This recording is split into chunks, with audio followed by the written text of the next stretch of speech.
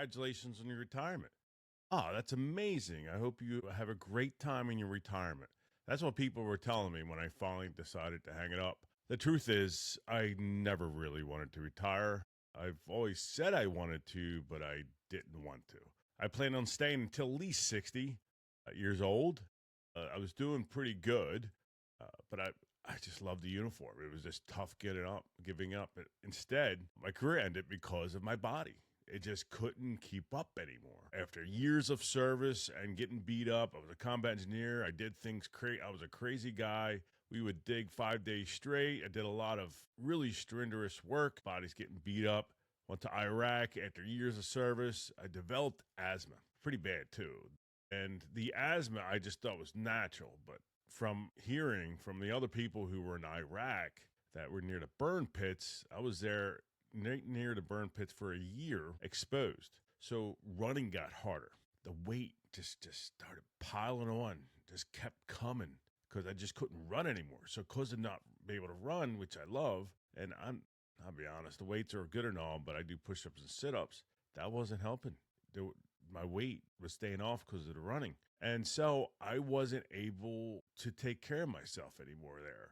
I wasn't meeting the standards. And it wasn't because I stopped caring. It wasn't. I still cared about the military. I'll be honest with you, between leaving the unit I just left from before this, I went to a Captain Career course. The unit before, I loved that unit. I was with them for 7 years. It was an instructor unit. We had a great bond, but that thing started getting blown up. I don't know what it is, but it seems like ever so often, bad leadership comes in. You get great leaders for a while, and then one time you get a bad leader, and it's time to go. This unit just started going down. I loved it. It was the instructor unit. I was a CBRN, chemical, biological, radiological instructor at Fort Leonard, Missouri. Darn good. I always say I was the second best instructor. Loved that unit. But what happened is that unit, again, was going downhill, so I moved to a Captain Career course. Between the asthma, by the way, I was still running, but I couldn't breathe. I was still running, but I had this weird cough for like 3 or 4 months I couldn't get rid of.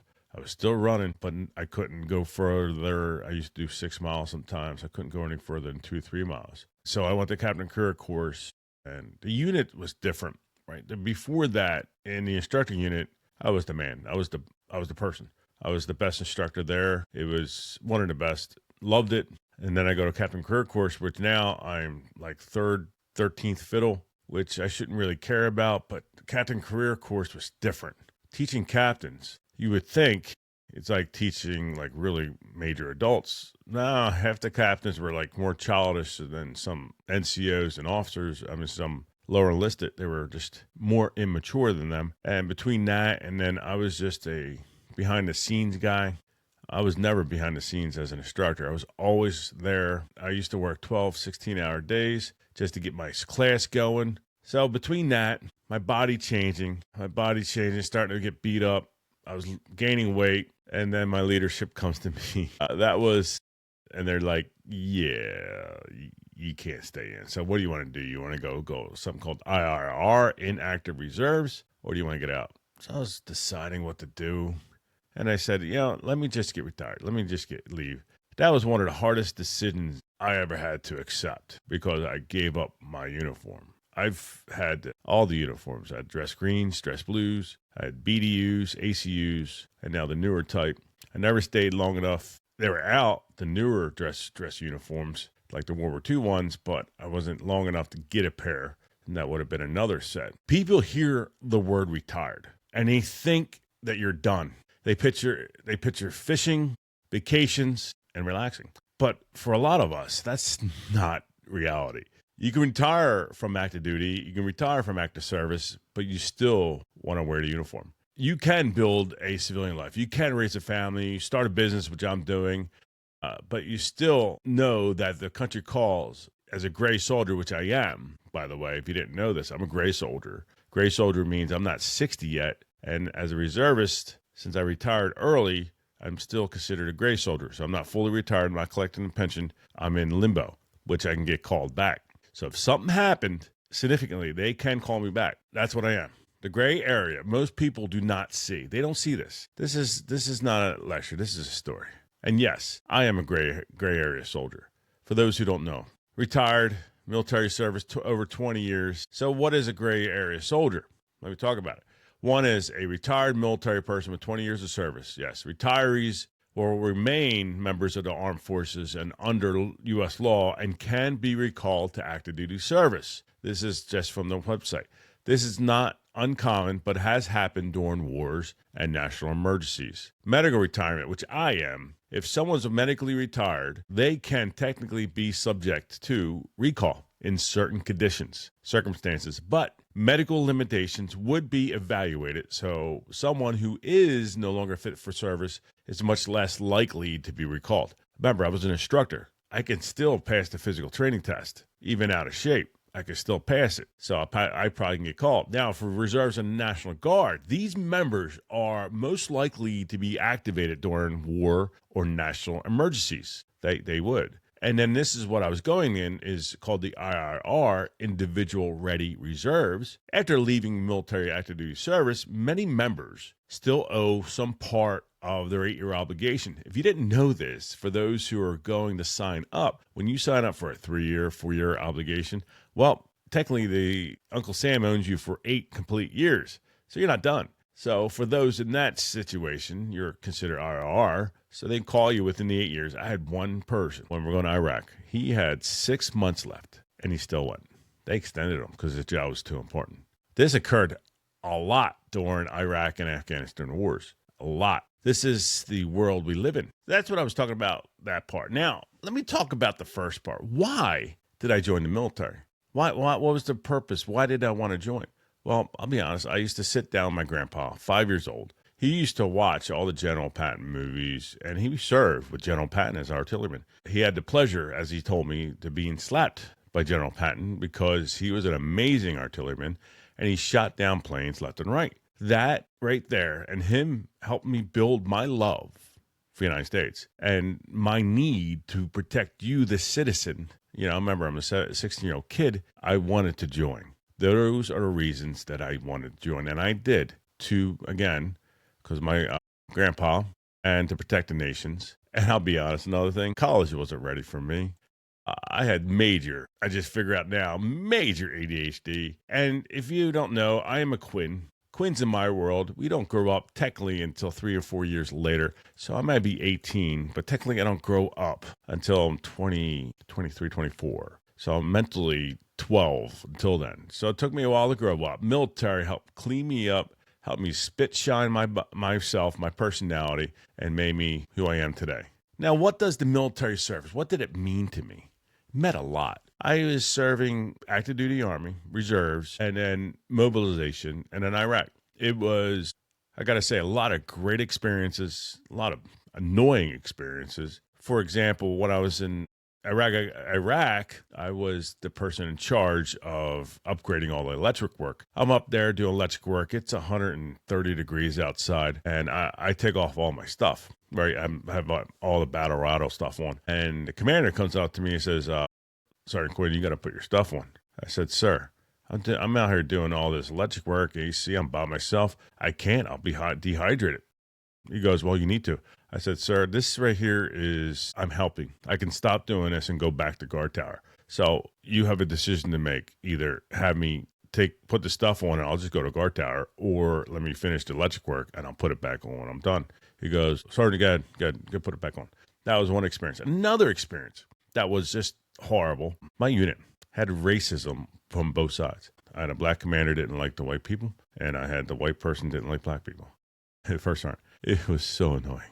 I was the guy keeping things down, trying to keep them sane, keeping them relaxed. And then come to find out, my unit was the bad unit.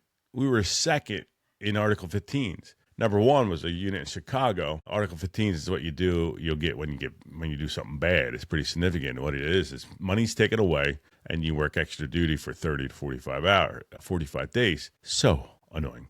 But that was some of the negatives. Some of the positives, gosh, active duty Army. I got to say, I grew up there. When I first got there with no experience, I'm a city kid, right? I was pretty much a prude, and I kind of blew up. Man, I used to go clubbing. I used to go dancing. I learned the country dance. I had my roommate teach me. He grabbed me. He's teaching me. The only thing I couldn't pick up was turning. I didn't know how to turn. So I'm practicing.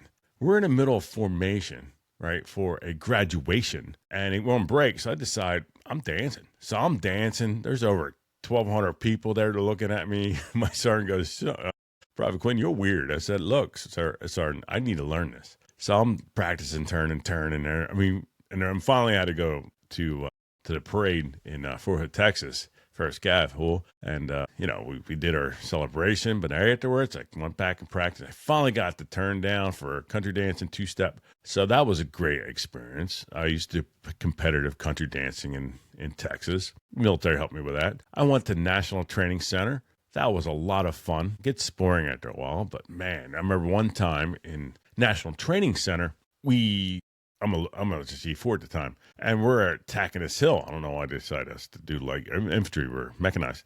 We're attacking this hill, and my leadership all get killed off, and I'm the ranking E4. So what do? I look at the situation, and I come up with a plan. I also have other people helping me come up with a plan. We attacked the hill. We won, right? We won off of my leadership. It was a lot of fun.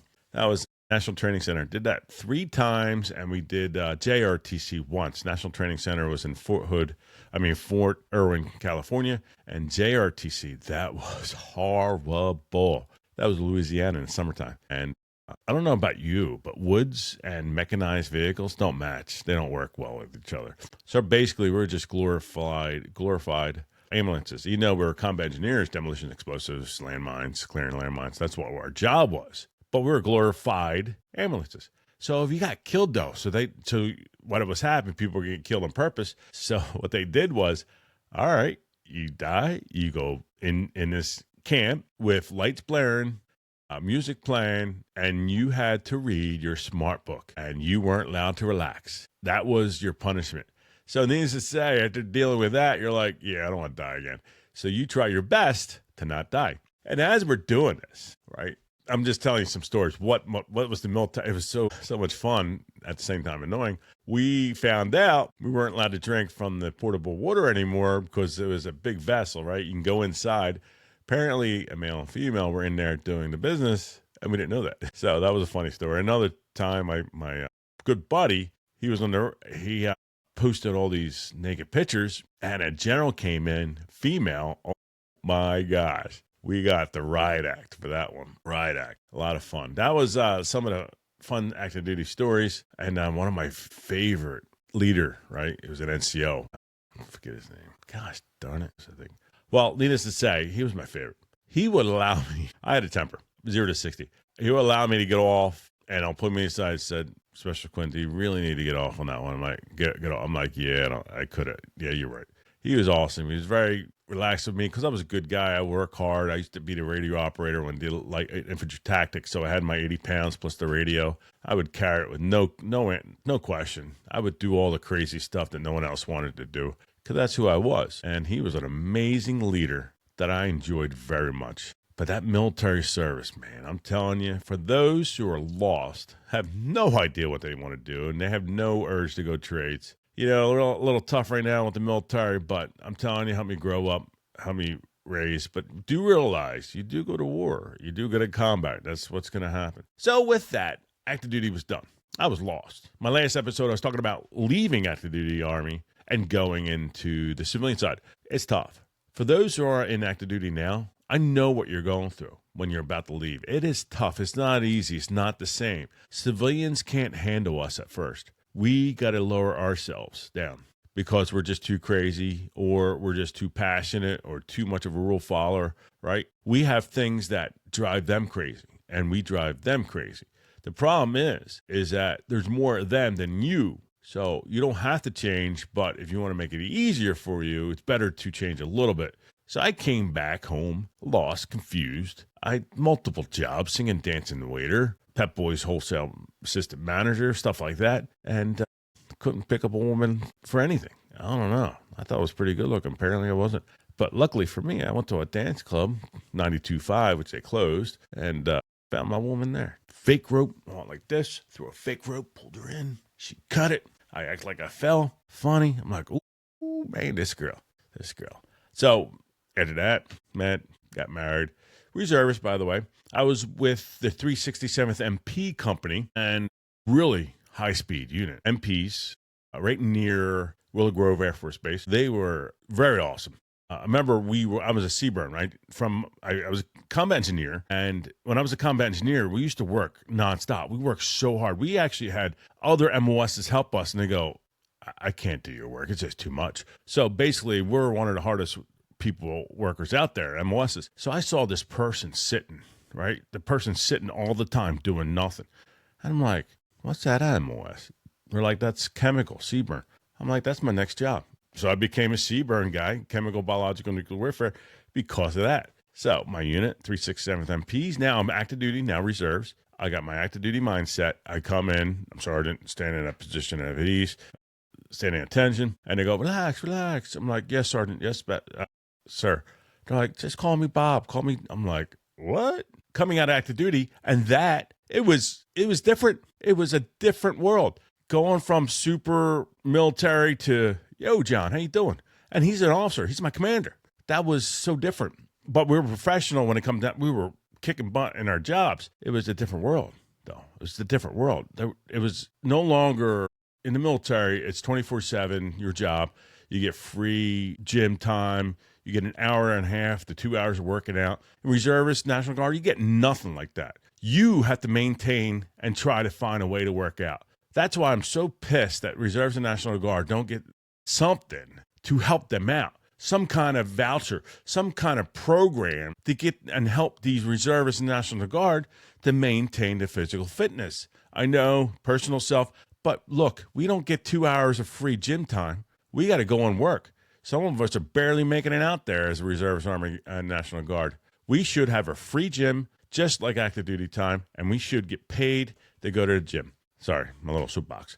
So needless to say, we get there. The unit's great. They're MPs or prison guards. Then they switched over to MP combo operations. We go to the field, to Fort McCoy. We go to Fort McCoy. My leadership, they asked me to take care of the protector mask. I said, look, sir, this is a individual task. You got to take care of your own protector mask. I can teach you how. In active duty, the leadership took care of their own protector mask. It's part of their job. So we were there, and near the end in Fort McCoy, they didn't know what to do with chemicals. So they just threw, at the last minute, they're like, okay. Then they threw a chemical attack, and we all had to put our protective mask. I knew what I was doing. I had two teams. One was my survey team, and the other one was my survey team, and one was my courting party. Right, the courting party would go out, check the site out, make sure no chemical threats, and then my recon and survey team recon would go out, recon the attack. Survey would go in there and do a more specific search. So we got attacked, right? My commander, all my leadership, take out the protective mask, everything falls out. They look at me, I'm like, I told you, right? I put my protective mask on and cleared it. I was the high-ranking guy. It was E5. They're like, Sergeant, everybody's dead. You're the leadership. I'm like, all right, gotcha. So I kicked in high gear. I'm like, all right, recon, go out there and survey. Go out there and survey. All right, we're already doing security. And they do the recon. Then survey team goes out there. I get the report. I send my NBC1 report in. I call it in with what's happening. And then the OC was like listening. They're like looking at, good job. They didn't say that, but they get that look. And then as it's going on, then battalion calls, ask for more information. I put this thing in a map of how it looked, and I submitted it in a NBC3 predictive. And once they got that, finally we got our survey team to do more detail. That's NBC5. That is actual, and we just kicked butt. That's what I did as an E4. Right, my leadership got killed because they couldn't maintain their protective mask. So, needless to say, that unit was great. There was some negatives. The one negative was the officers were all hitting on the females. Right, the females. I don't know if they fought awkward or whatever, but they were allowing it. And the ladies would let other people fire for them in the range. I'm like, no. You can't do that. They got to fire for themselves. And because they were getting so much help, they weren't good at all. So we sat with them, got them better, and now they're able to shoot. But that's the way it was back then. Right now, they were just hitting on each other. Nothing happened. The commander wasn't the kind of sexual assault. He didn't do that. He was just hit on her all the time. We did have interactions in E6 and E4. Got to like each other. Ended up marrying each other in the same unit, which is not really technically legal. So that was that type of unit. Then I went to the 12th, 15th, ready to cross the bridge because I made E6. I go over there. I need to re-enlist, by the way. And it's getting close. And I'm telling everybody I need to re-enlist. They're like, oh, yeah, I got you. I'm like, come on, I need to re-enlist. Let's get this done. They're like, we got you. There were 1215th was a major command unit, right? Whenever a command would leave, they would fill the void at Fort Bragg. That was a responsibility. Well, I need to re-enlist. And they kept forgetting about me. And then finally, I come back and I'm out. I am no longer in the military. I'm like, shh. I was pissed. I sent my Congressman Waddell, hey, I need help. I sent, we can't do nothing. I'm like, what? So I lost. So I got to get back in. Dude, when you get out, even for a week or a day, you still got to go through whole MEPS. You got to go through the whole process just to get the hell back in. That's annoying. I just left. I didn't want to leave, and I just left. I had to do the whole damn process again. I got back in. I'm not going back to 1215th. Hell with them, right? I go to, it's the 978th at Edgemont, Pennsylvania. 978th, it's a water purification unit. But needless to say, from that, I lost 3 whole years. 3 whole years from, I think it was 3 months of being out. Lost 3 damn years. 3 years. So now I have 31 years. I should have 33. I got 1 or 2 back. I fought hard. And a congressman in Pennsylvania, she helped me out. I got my years back. I tried everything to get those years back. It just took a congressperson to do that. So needless to say, I'm in the 978th. Great unit, but they had no initiative, no drive, a lot of great people. Mainly, they were your typical ragtag type of unit back then. Back in the day, in the 90s, near the late 90s, reserves and National Guard was considered, I hate to say it, lazy trash, right? We didn't want to do much. We try to be high speed, but there's nothing going on. There's no wars, a lot of peacetime, a lot of practice. You go to annual training. That's basically what you were doing. So basically trash. Back in the day, we called National Guard. The nickname for National Guard was no-go because they pretty much did crap. But in the reserves, some did good stuff. But remember, this is like peacetime, right? This is before 9/11, before all this. I remember we're driving in a convoy. Guy had to go bathroom. We're driving track trailers. He goes out in the back, opens it in peace. We're driving. I'm like, what the hell are you doing? It's nighttime. What the fuck are you doing? I remember going to annual training. This is way back, though. This is when we were going to annual training, and they would go out to the club. I didn't know this stuff back then. They would come in stone drunk. We had a PT test the next day, and they would crush it drunk. Crush it. This one guy was so drunk, but he would run 2 miles in about 11 minutes. He'd come bombing afterwards, but yeah. So this is the way it was in the military reserves, National Guard back then. It was what we did. So I'm in 978th, same way. Their Seaburn chemical program was so beat up, it took a while just to get them back up and running, get them going. I was able to go to some leadership courses for rank. So I got that done. Back in the day, you got your rank, and then you had to go to school. So I got my rank, went to school, kicked butt. But because I wasn't infantry, I wasn't top of the class.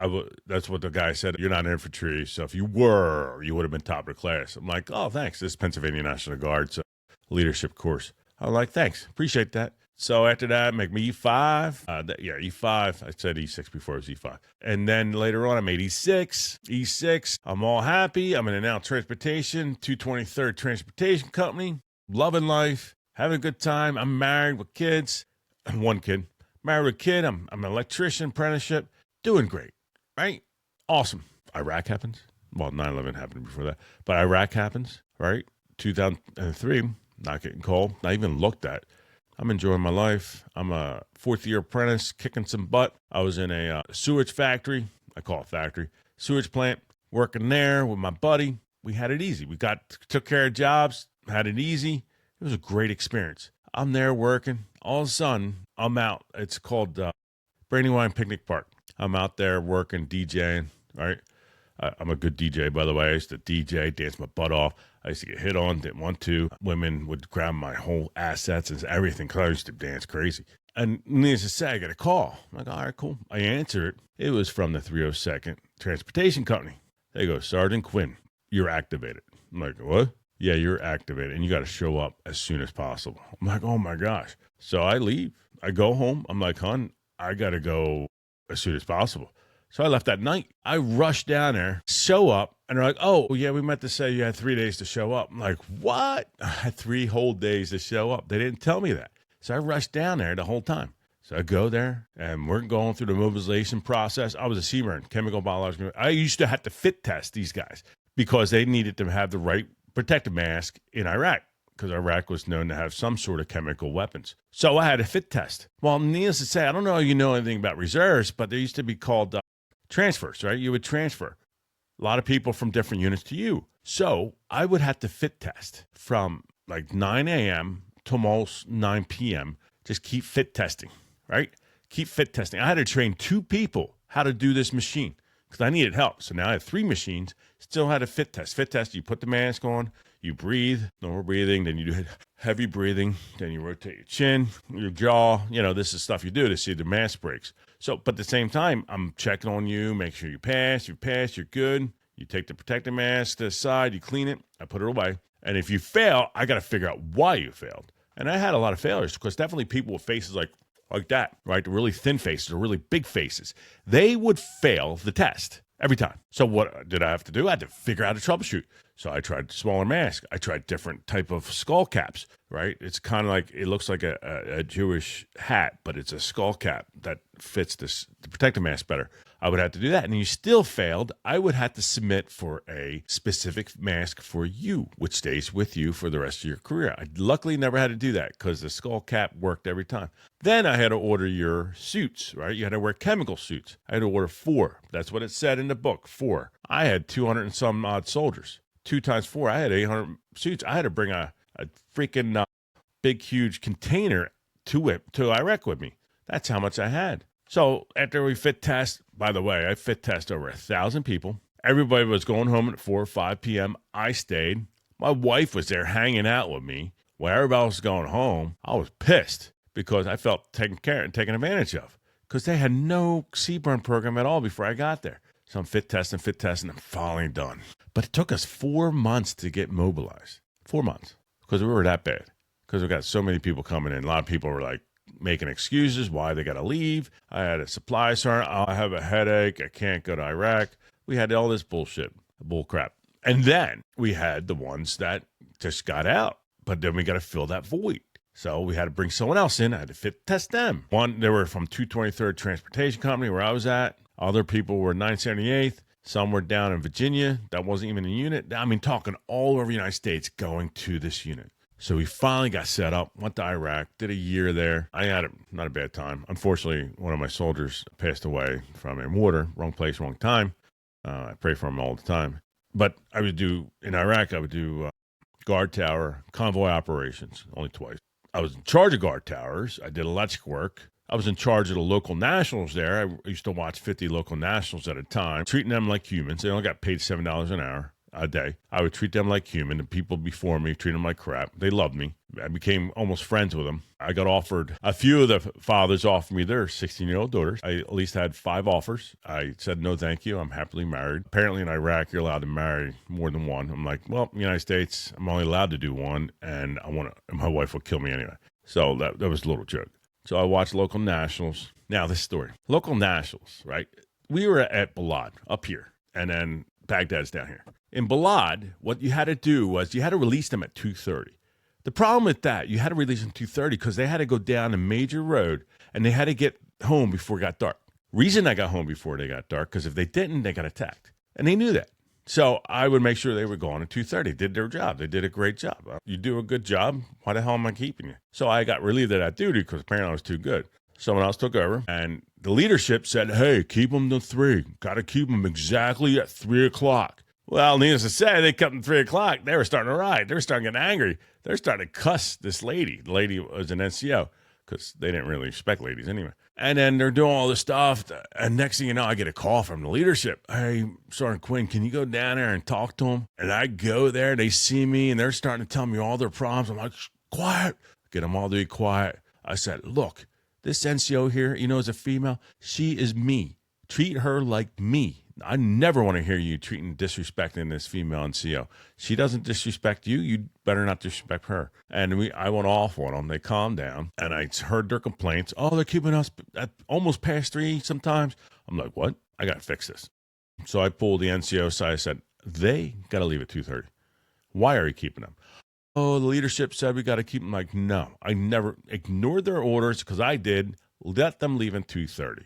Don't ever do. And then I had to go to leadership. They're like, well, Shawn Quinn, we're paying them the 3. Dude, it's a half an hour. It's only $7 a day. They even know it's not much, but they need money. You got to let them go at 2:30. And I'm telling you to let them go at 2:30 because you are causing them possibly to get killed.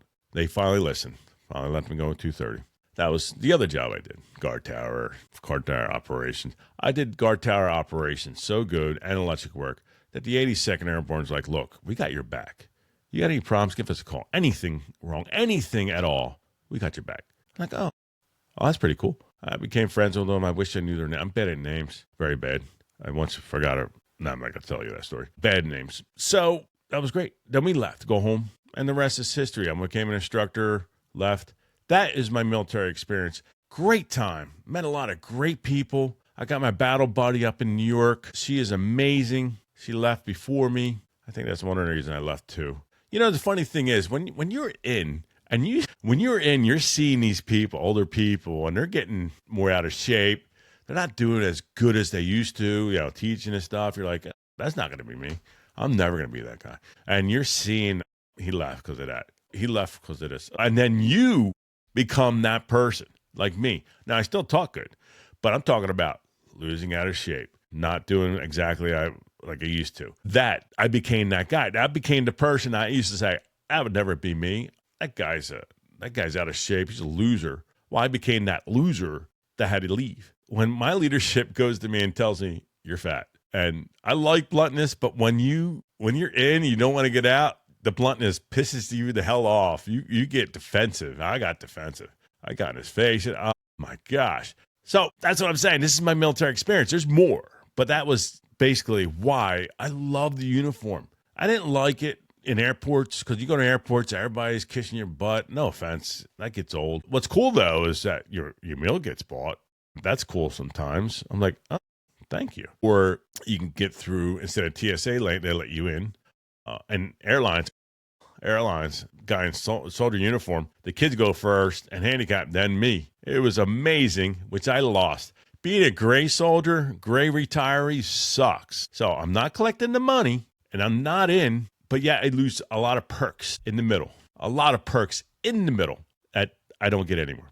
I don't get the retirement and I am not in. The perks are gone, but yet I could still get called up to serve my country, which if my country's in need, I would definitely do it. A lot of us veterans, we feel that if something really happened, we're going to put up arms. Now, we're not going to be as great as we used to be. We might be just fodder, whatever, but that's what we believe. We want to help our country. A lot of our veterans out there are the same way as me. They want to help out. Now let me move on. Let me talk about my health changes, right? They experienced and how that affected my career. Never thought it would be me. Again, I remember at 42 years old, I'm an industrial electrician. I'm trying to meter motor. I can't read it. I'm like, what the hell? And I go from 40 out of 40 in my M16 range, and I'm down to 23 out of 40, barely passing. I'm like, what the hell? What's going on? And at 45, I find out I need glasses. That was the start of my health problems. And then next thing you know, my knees were shot because I can dance like crazy. My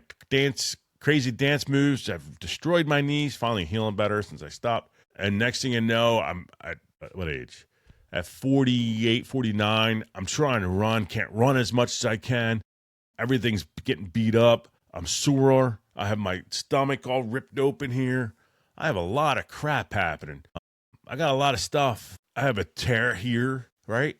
It's right here. I have my ankle has a tear in there, all from the military, but I didn't document it because I was too high speed to go to sick call. So all this stuff's broken down. That affected my career. So when I was running, I would be in pain.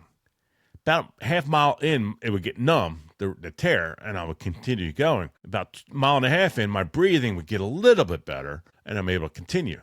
But man, my health for those out there that don't know, I'm telling you, your health breaks down. All these years in the military just breaks you down. Remember, I've been digging in NTC and other places 5 days freaking straight because we had to put landmines 300 meters right? 10 meters apart and about 300 meters long. And we had to do 5 rows with concertina at the end. That's what we did because we had to practice big army, right? In case China or Russia would attack us. That's what we did. We would have to dig nonstop and then occasionally, not nonstop. They were like, take a break, 10-minute break. So I would have my shovel and I'd be sleeping on it that quick. And then my back one time gave out. I could not pick up my back. I was stuck in this. I was stuck in that for 2 days. That's the stuff we did. Army, we get military, we get our butts kicked. And it comes back to haunt you. Definitely, I equivalent to bricklayers. Bricklayers, guys, you guys work your butt off, dude. I got to say, out of all that, I think you guys have us beat in the military. Bricklayers, because, gosh, all the heavy stuff you got to pick up and put down. By the way, I become friends with bricklayers because I don't want to put concrete in my pipe conduit. So you bricklayers, I like you guys. That is what happened when my body started breaking down. Now, what did it feel like when retirement wasn't my choice? It wasn't my choice. Everything happened. The military made it the choice. I had to do it. Now, I tell everybody, between me and you, I tell everybody I want to retire. I'll be honest, I knew my body was breaking down. I don't want to tell anybody, I was too proud. I kept it quiet, right? Kept it quiet to the family. Just let them, no, I just want to retire. I really didn't because I love the military. I'll be honest, I love it. I love the family. I like my connections. Even bad leaderships can be good sometimes. I became friends with one of my last colonel. First, I didn't care for him, but we used to have really good conversations. He would actually listen to me. I didn't think that, but he would actually listen to me. And I actually started liking him. Didn't like him at first. Didn't like him near the middle. I liked him after I left. But yeah. Now, why do I feel that I'm still connected to the military community? Even though life looks different today, why do I feel that way? To be honest, I never thought I'd be a veteran. The Quinn family, unless you're alcoholics, you don't live very, very long, right? I don't know why that is. Younger Quinns pass away sooner. Older Quinns that drink last a long time. So I'll be honest, I never thought I was going to be a veteran. I thought I was going to stay until 60.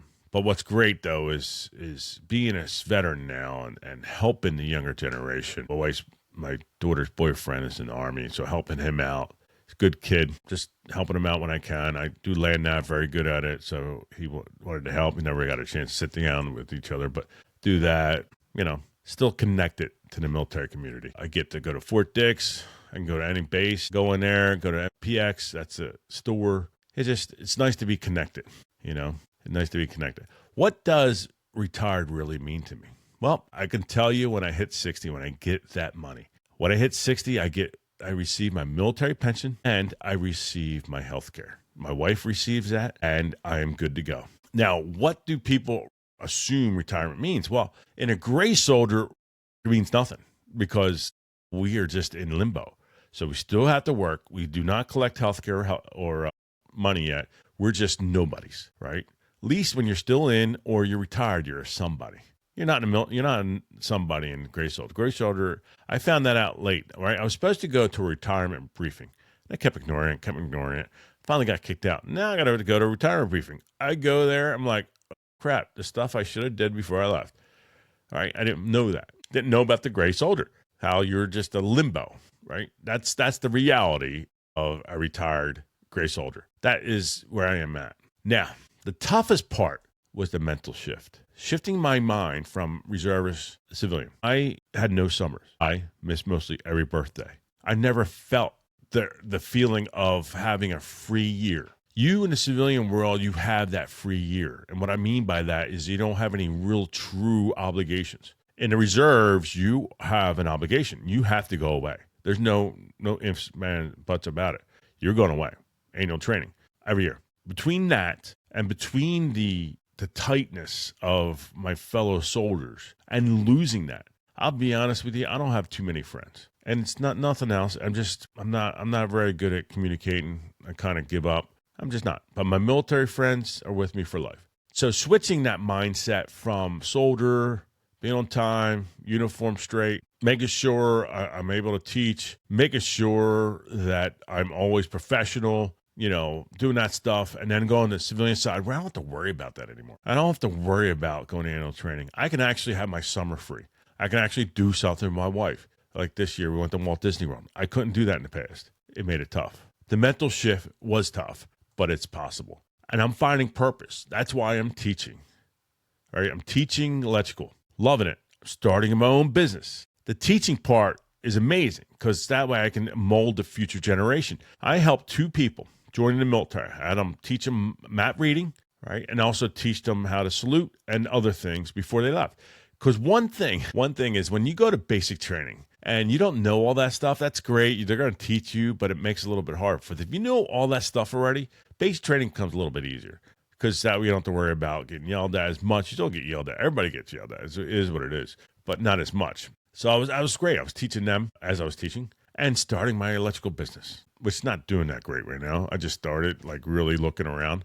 Building Tech Train Solutions, my training business last year, it was a wash, right? Because it didn't really happen. Online sucks. So I'm building it more in person, but I still got to develop with it with the state of Pennsylvania. And then my contractor business. Because I'm off, now I have free time to start that. Try to get to work and try to build it because I would like to hire by August. This stuff I could never do in the military because I just would I had no time to do it. And the military does not give one rat's butt about your business. They don't care. I've seen people lose their business because they went to Iraq or went to annual training and had no choice. They lost their business. Wanting and continuing to serve, now I'm just doing it a different way. Now, I do belong to the VFW and American Legion. I just keep forgetting to go there. So now I want to try to make sure I'm making an effort. I'd like to do their honor guard. It'd be great, between that and then dealing with fellow veterans. I'm very comfortable. Between me and you, I'm very comfortable around other veterans. I find myself easier and more relaxed when I'm around veterans. And nothing major, nothing. Because you know what it is? We can BS, we can talk, we have the same language. Contracting guys, I kind of the same way, but not as much as my military world, right? I'm so comfortable with that, And then with that, those skills in the military, they stayed with me. And I have it to this day. That's what helped me get the teaching job because I taught in the military, because the stuff I learned was showing up on time, 15 minutes early, problem solver, right? Things don't really bother me. I can handle the pressure. I'm very good at leading people.